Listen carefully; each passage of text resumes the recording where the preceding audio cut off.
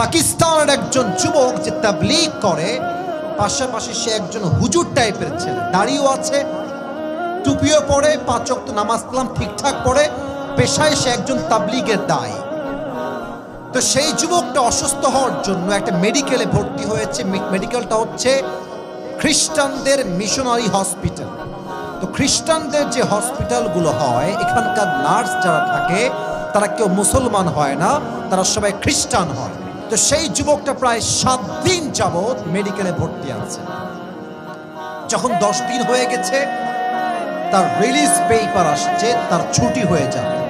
তো যেই nurse release paper নিয়ে আসছে, সে দেখতে খুবই সুন্দর, দেখতে অসাধারণ, তার রূপ অসাধারণ। তারিক জামিল বললেন যে পাকিস্তানি সেই নার্স এসে যুবককে বলছে, मैं आपसे एक बात करना चाहती हूं, अगर आपकी इजाजत मिले तो।